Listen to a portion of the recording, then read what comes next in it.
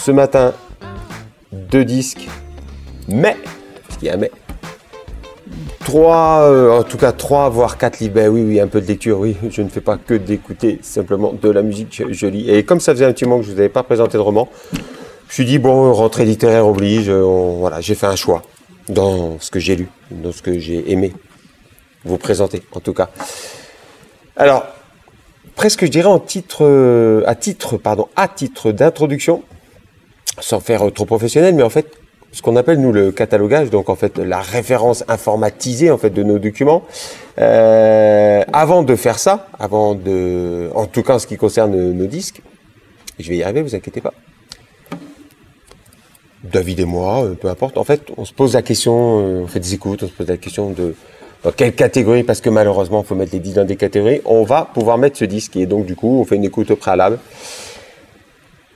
Et moi, c'est ce que je fais toujours systématiquement, sans trop en savoir sur les artistes en tant que tels, en me mettant des notes, à quoi ça me fait penser, dans quelle catégorie, quel genre, à qui je l'assimile. Donc voilà. Et donc, ça a été le cas pour ce monsieur, je vais vous dire son nom après, en l'occurrence. Et donc, ça m'a fait tout de suite penser à tellement de choses que c'est pour ça que je voulais, voilà, vous dire ça en titre d'introduction. C'est vrai qu'à la première écoute, moi, j'ai entendu un peu du François de Roubaix, pour ceux qui connaissent. J'ai sorti beaucoup de références. Je pouvais pas tout vous sortir parce que il y aurait eu trop de documents. J'ai pensé à François de Roubaix. J'ai pensé à du Bertrand Burgala et surtout son label Tricatel. Bertrand Burgala, Tricatel, musique pop, chanson un peu décalée. J'ai pensé à Sébastien Tellier, chanteur rock français, pianiste. J'ai pensé à du Piero Umiliani. Alors là, je vous l'ai sorti parce que nettement moins connu. Oui, pour ses musiques un peu électro, d'origine italienne, mais électro-synthétique, avec beaucoup d'effets. Il faisait partie d'une anthologie à l'époque qu'on appelait les Easy Tempo, pour ceux qui sont fans de musique de films des années 70, musique italienne. Donc, musique expérimentale italienne, 70s.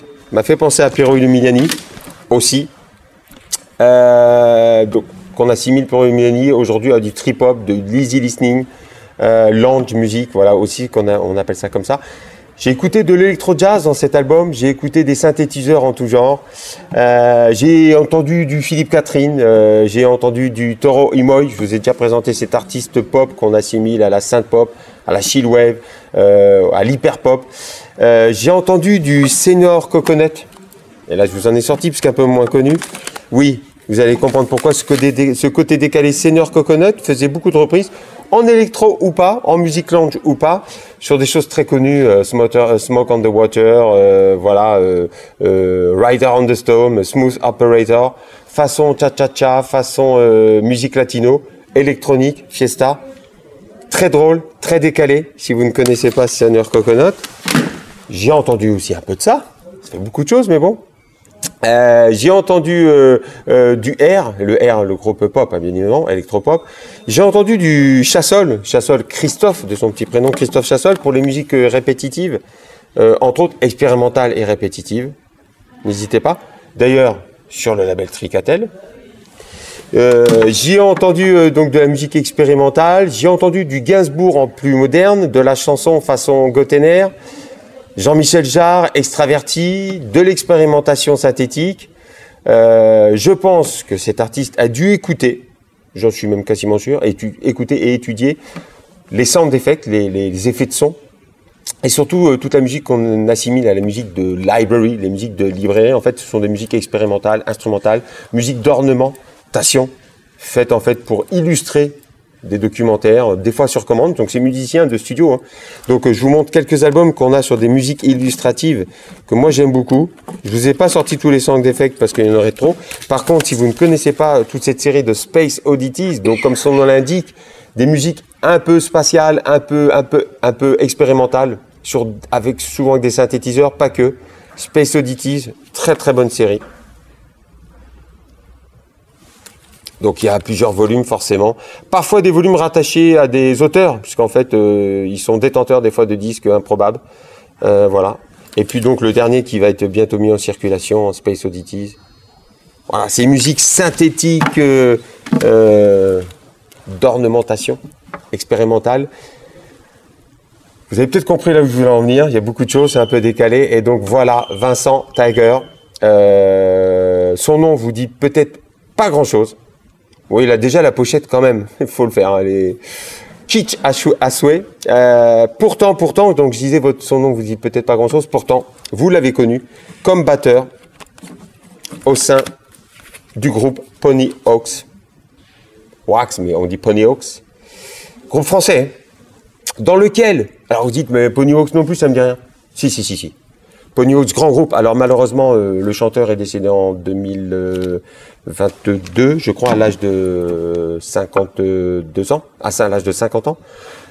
Nicolas Kerr, il avait fait des expérimentations avec Ariel Dombal, côté un peu décalé. Mais surtout, vous dites que vous connaissez Laurent Bardenne, le saxophoniste. Eh oui, et son tigre de douce, qui donc faisait partie aussi de Pony Hawks. Laurent Bardenne, jazzman, mais qu'on retrouve aussi au sein du collectif un peu plus pop, Limousine, je vous en ai déjà parlé. Laurent Bardenne, et qu'on retrouvait aussi en collaboration avec Camilla Jordana, c'est pour la famille musicale, avec un projet qu'ils appelaient et qu'ils appellent toujours Lost, Camilla Jordana, actrice, chanteuse. Voilà. Donc Laurent Bardenne, Nicolas Kerr, Vincent Tiger pour Pony Hawks. Donc peut-être que vous avez entendu ça, voilà. Il a beaucoup travaillé, vous l'avez compris, et participé en tant que musicien de studio, en tant que réalisateur, donc pour une pléiade d'artistes. Alors quand je dis pour une pléiade d'artistes, attention, même si ce qu'on va écouter vous est décalé, quand je dis une pléiade d'artistes, Damon Albarn, Lenny Kravitz, Oumou Sangaré, R, le groupe R, voilà pourquoi je retourne un peu, Justice, groupe d'électro, Tony Allen, batteur de Fela, Andrea Laszlo De Simone. Si vous ne connaissez pas, c'est très bien, nous n'avons pas d'album. Un peu de publicité pour les articles et la presse aussi instrumentale, plug. On ne peut pas passer à côté de ces belles moustaches, de ces musiciens italiens. Non, musique très belle aussi. Beaucoup de romantisme, beaucoup de cordes. J'espère qu'on pourra avoir son dernier album. Voilà. Donc il a travaillé pour ce monsieur, pour les autres que j'ai cités. Il a travaillé aussi pour Sampa the Great, donc dans le hip-hop, parce qu'il vient aussi du hip-hop, je vous en reparler. Pour Charlotte Gainsbourg. Voilà. Il a sorti aussi un album instrumental en solo sous le nom de Tiger Tigre. Et non pas Tiger, comme j'ai pu le lire. Je suis désolé, je suis embêtant, mais Tiger, c'est un autre groupe qui n'a rien à voir avec lui, son album solo. Instrumental, expérimental, synthético-groovy, quasi introuvable, épuisé. Si vous tombez dessus, bah vous l'achetez, vous me le donnez. Non, c'est très bien, j'ai écouté quelques extraits, mais voilà, il est épuisé. Et voilà, donc pour cet album, qu'il a appelé OK Crooner, voilà, il est accompagné du sextet aussi, le Jazz Kama Sutra, c'est marqué ici, et le Jazz Kama Sutra, pour un cocktail donc musical de chansons éclectiques et atypiques. Et là, je crois qu'ici, vraiment, ça a tout son sens. À la fois drôle et touchante, les chansons. L'idée lui est venue en réécoutant et en redécouvrant, la chanson populaire française, la variété française, c'est pas un gros mot, mais bon, donc Souchon, Chamfort, Christophe. Il alterne grivoiserie, il alterne gaulerie, il alterne la poésie, de l'électro dingo, musique de série B, je dirais presque A série Z, parce que tout y passe, de la pop décalée. Excentrique mais pas trop, comptine savoureuse, ironie mordante, le tout accompagné par un sax omniprésent. Donc ça va du jazz chanson à la musique baroque parfois, oui aussi. Donc vous allez écouter, on pourra pas tout écouter mais bon. Donc il y a beaucoup de second degré, vous l'avez compris. C'est sa première sortie chez Born Bad, vous savez, le label avec le coq. Donc il dévoile ses talent, je dirais pas jusqu'à là de crooner, puisque donc ça s'appelle voilà OK Crooner. Je vous l'ai dit, il vient du hip-hop, donc là il se met à la chanson. Le moins qu'on puisse dire, c'est que toute honnêteté, c'est pas son fort. Voilà, bon c'est un peu drôle, mais c'est fait exprès. Mais ça va, je trouve, avec l'esthétique générale, je dirais l'esthétique insolite de l'ensemble. C'est coproduit, pour ceux qui veulent savoir, par Maud Chabanis, collaboratrice avec lequel il avait travaillé sur son album instrumental que je recherche. Bon bref, c'était pour rire. Tout de suite la musique, en mode chanson, métaphorique, où la thématique aurait plu à un certain, c'est pour ça que je vous l'ai cité tout à l'heure, Gainsbourg. Ça s'appelle Sax Addict. Est-ce qu'il faut en dire plus? Je pense pas. Donc quelques mots quand même forts, explicatifs, quelques mots explicites, pardon. Cette fille ne pense qu'au saxophone, elle aime le sax, folle des standards et des pianos à queue. Dans les clubs le soir, elle attend l'afterbeat. Pour ça, je vous dis, ça me fait penser à Gainsbourg. Pour claquer des doigts, ça swing, mais ça joue sans moi. Envie de sax, on pourrait faire une sax tape. Bon, vous avez compris, je m'arrête là. Le tout sous fond de pop jazzy lounge à la Bertrand Musical, je trouve, et chanté à la manière un peu décontractée d'un certain Souchon. Voilà, tout un univers. Folle des standards et des pianos à queue. Dans les clubs le soir, elle attend la note bleue. Elle attend l'afterbeat pour claquer les doigts. Il pleut en bas, ouais ça swing déjà, mais ça joue sans moi.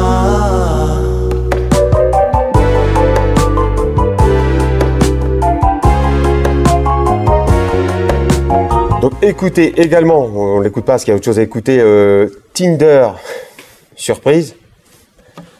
Wow, voilà, donc sur le même thématique, surtout sur le même format. Par contre, on va écouter Igor Stravinsky,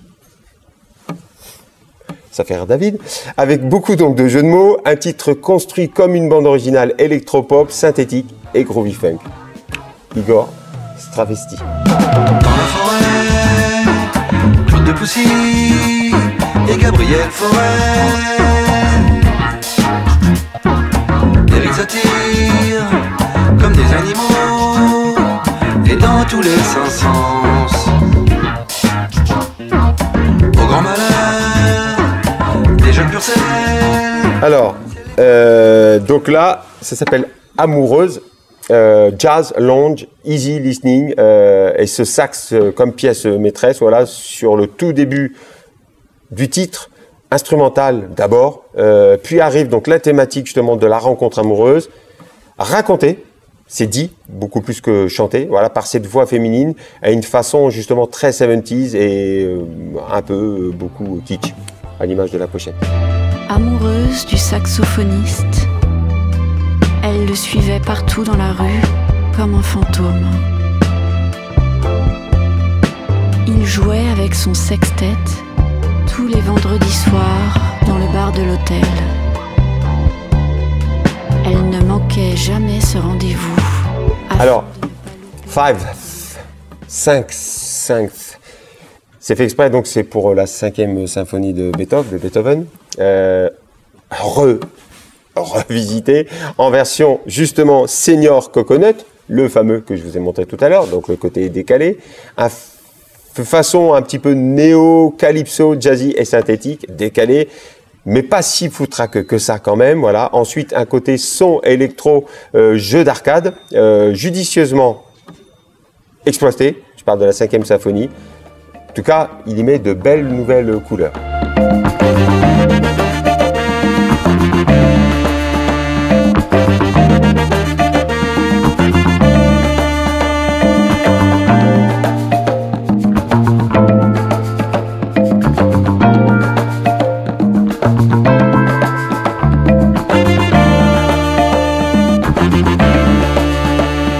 Le dit si bien David, pas fifth, c'est dur à dire, 5e, 5 TH, fifth, ouais, alors ouais c'est le titre, hein, pardon, presque donc électro, drum and bass, et toujours encore ce sax, voilà, musique d'ornementation, c'est pour ça que je vous en ai parlé tout à l'heure, d'illustration, presque, avec ouais.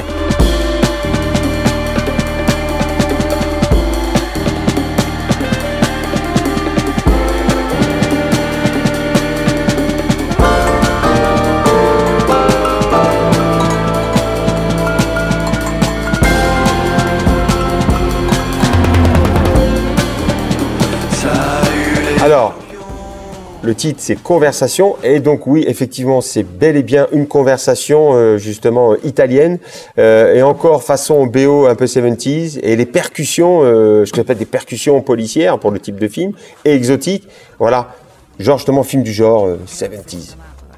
Conversation. Lo sentivo appassionato e distinguevo attraverso i suoi occhiali il suo sguardo intenso che lo rendeva affascinante. Ma sotto la sua aria da personaggio stravagante aveva anche l'aria ansiosa. Improvvisamente il suo volto si è adombrato.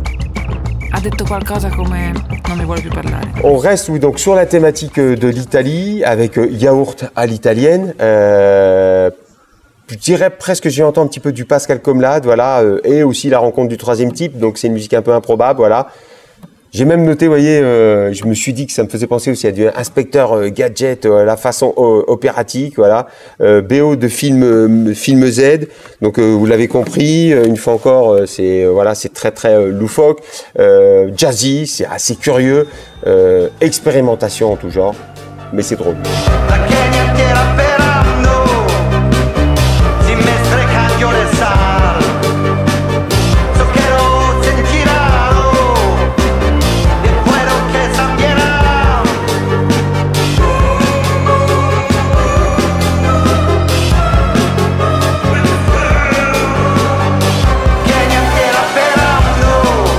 Et donc on termine avec Phoenix, voilà, une musicalité spatio-temporelle, synthétiseur à l'appui, comme une plongée vers les hauteurs de l'univers.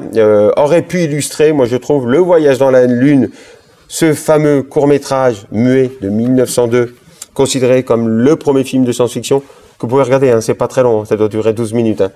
Mais voilà, R, d'ailleurs le groupe R avait fait imaginer une musique qui, puisque c'était sans musique à l'époque, une musique qui aurait pu aller avec ce Voyage dans la Lune. Et ben là, moi aussi, je trouve que ça pourrait aller avec ce fameux Voyage dans la Lune. Oui, pardon, de Georges Méliès, quand même, 1902. Voilà, grand film justement du début du cinéma, science-fiction. Voilà, donc tout simplement un univers astronomique.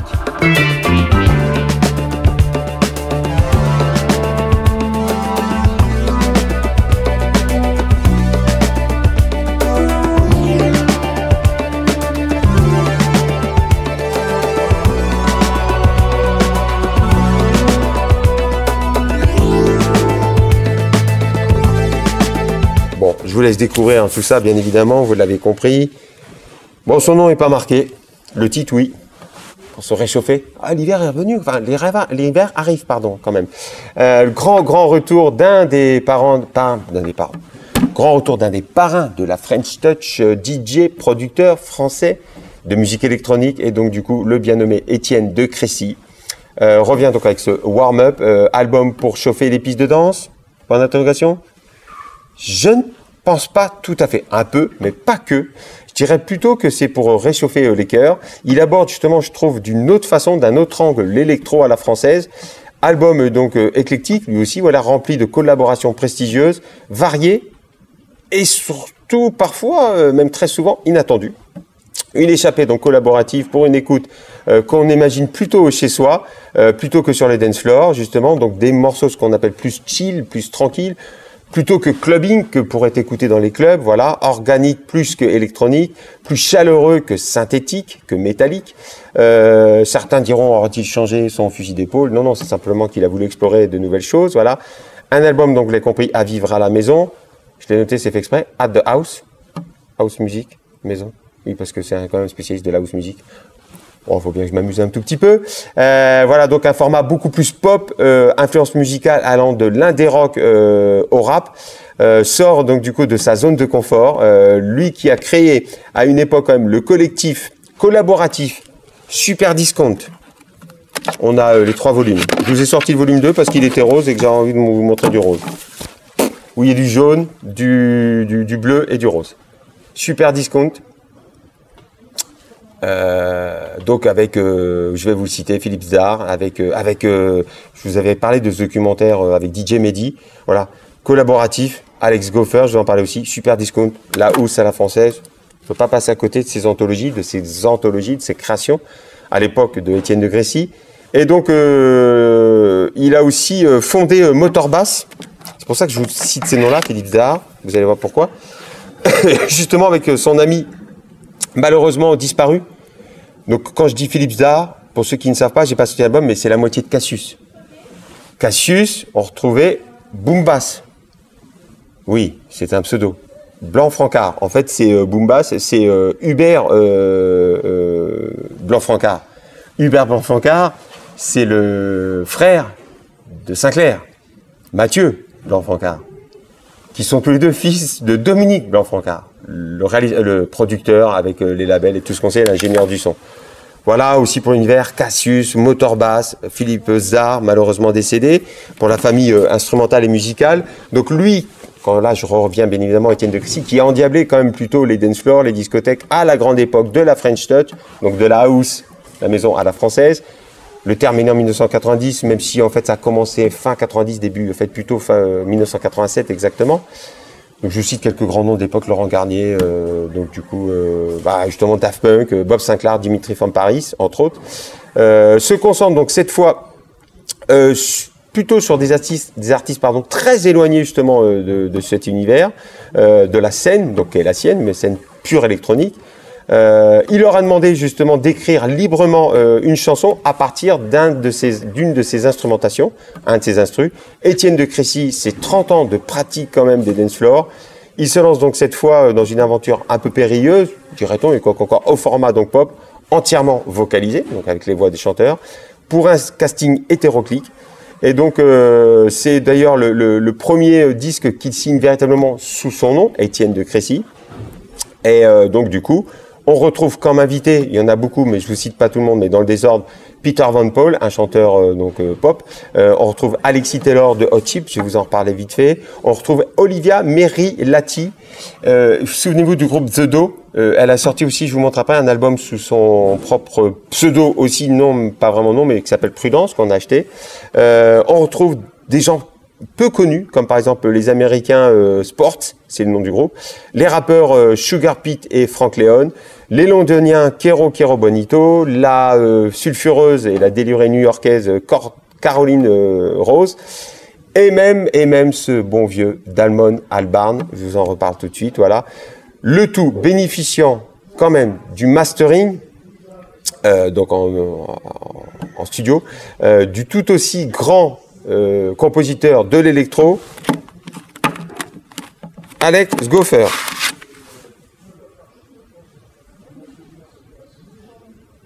Pareil, si vous ne connaissez pas Alex Gopher, en house française, voilà. Allez, je vous montre un album donc, du coup du leader de Hot Chip. Pourquoi je vous ai sorti cet album-là? Parce que j'aurais pu sortir un album de Hot Chip, musique électro. Par contre, personne ne sait qu'il a sorti un album beaucoup plus calme, beaucoup plus pop. Voilà, Alexis Taylor, pardon. J'avais Turner, notre musicien, en tête. Et puis du coup, allez, puisqu'on est là, vous savez, je vous avais parlé donc de la chanteuse de The Do. Ils sont séparés, Prudence. Olivia Merilati. Comme ça, c'est fait.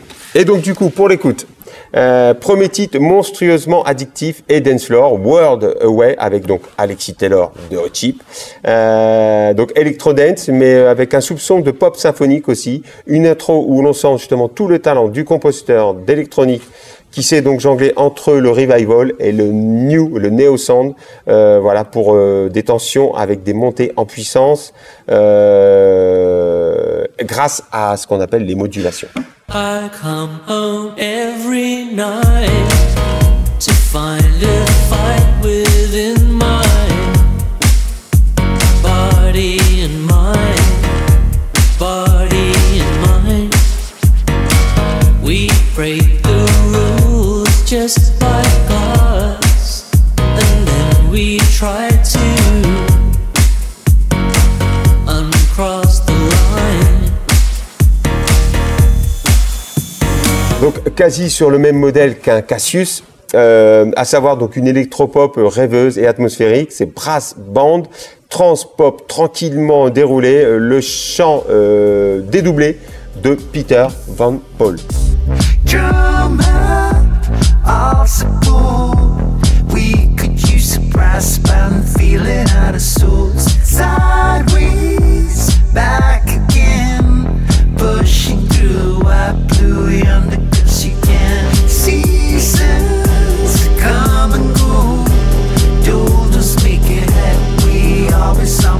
Le phrasé hip-hop, Gorillaz, pour le groupe Gorillaz Style, sur With You, avec Frank Leon, le fameux, justement, donc inconnu, en tout cas pour certains. Donc ça reste, certes, un phrasé quand même saccadé, mais doucement scandé. Encore un format, justement, plus pop dans ce rap calme. I learned the law, gritty as days, big smoke seeing through the foggy wind in my face. I am about my business on any day. Thorough love, ethic, and the wisdom. I've been on late. I punch the law, I spit in his face. Pig moans, bleeding through the gauze, he quivered in pain. High up on my wish list is any fade. I just want my fist hitting something racist, yeah. Donc avec oui c'est Karma le titre, l'ex-moitié de The Do, Olivia Merilati, on retrouve donc l'électropop de son projet solo sous le pseudo de Prudence, je viens de vous le montrer, chanté en français dans les couplets. Déjà vu, je reste calme, pas un geste avant l'orage, comme un flash dans le noir, une vision prémonitoire, encore plus près des étoiles, des soleils, des camérages, un présage au hasard, l'amour se fait son radar, we synchronize. Ignition, house tech plus traditionnelle avec donc le fameux Sugar.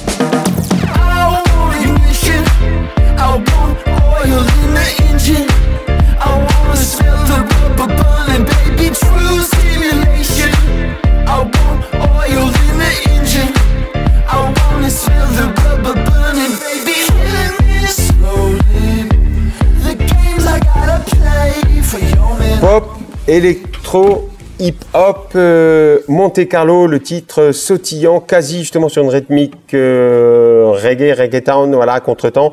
Comme si Max Skinner, j'aime beaucoup, le chanteur rappeur de The Street, avait composé avec les membres, encore je les cite, de Gorillaz. Oui, je le fais exprès.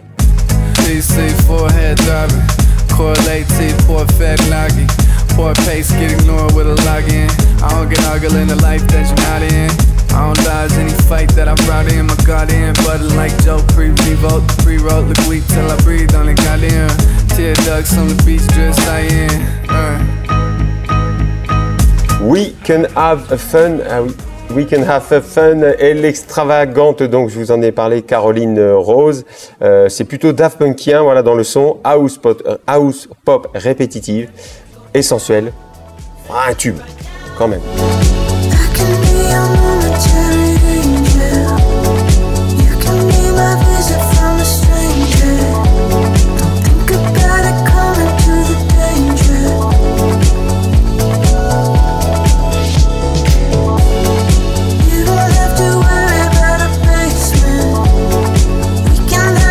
Et puis qu'on rend un hommage quasi justement constant depuis le début, je l'ai fait un peu exprès, je vous le redis, à Gorillaz, Rising Soul, voilà, avec Damon Albarn, oui, ex-Blur et surtout protagoniste chez Gorillaz, voilà, pour une fin royale, une belle mélodie électropop.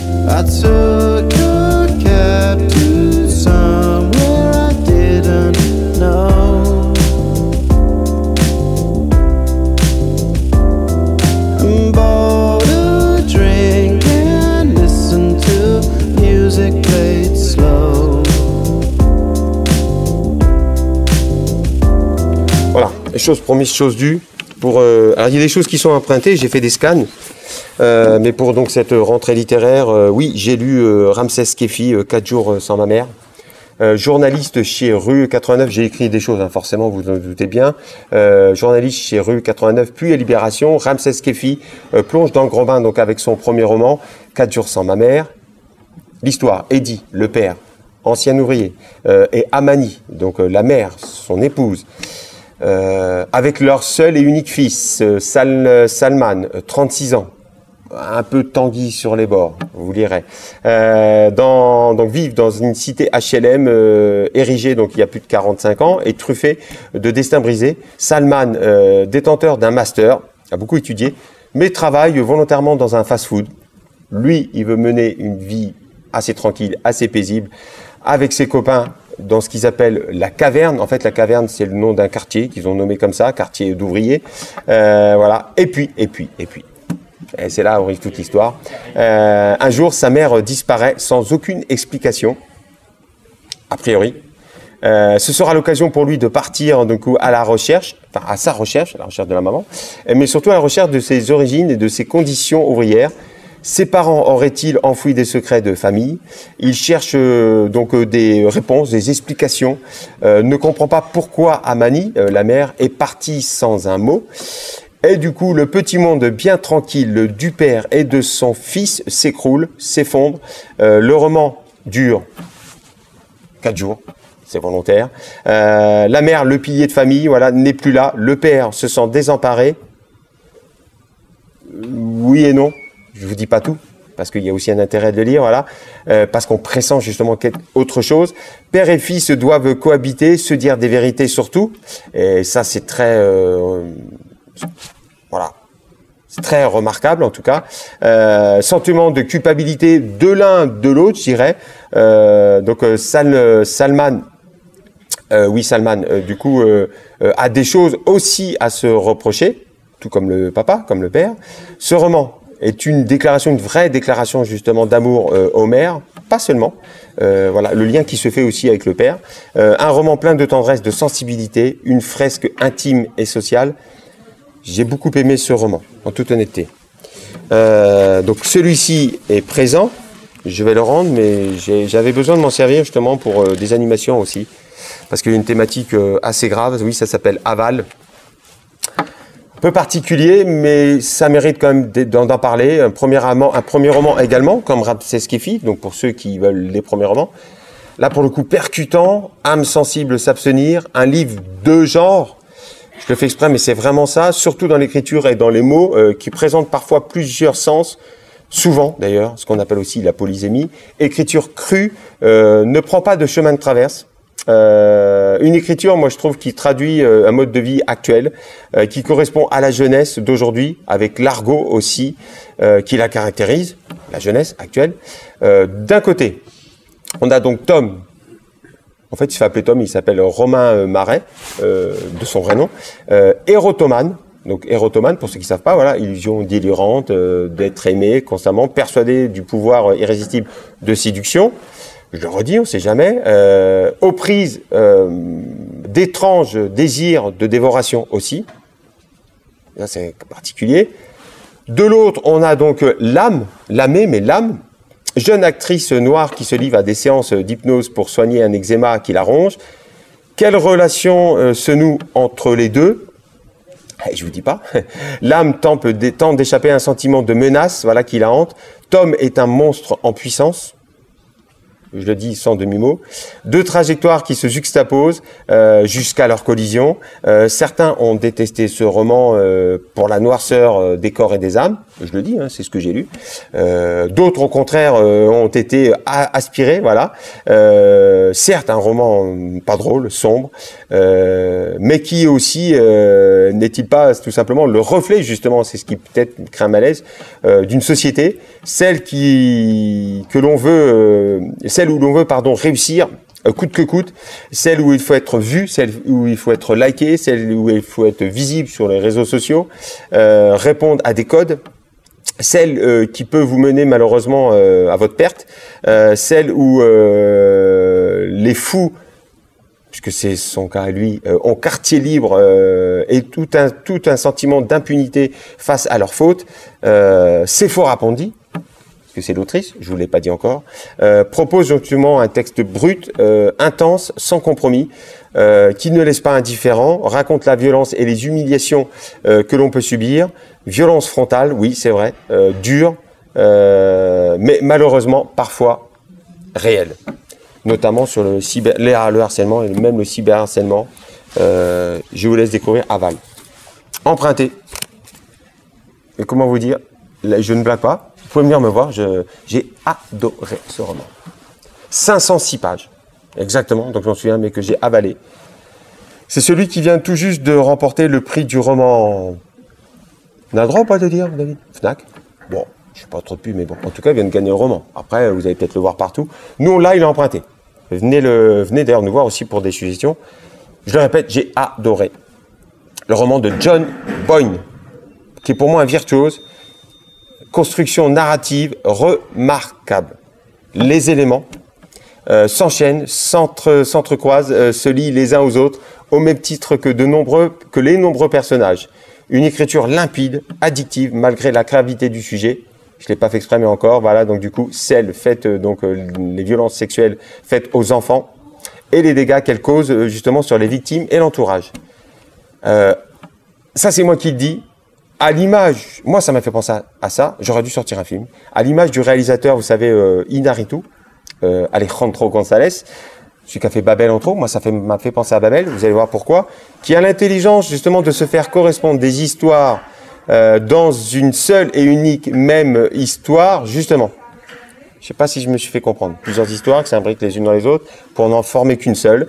John Bonham, justement, a ce talent-là, celui de nous tenir en haleine, tenir sur la corde raide et nous captiver sans verser justement dans le morbide.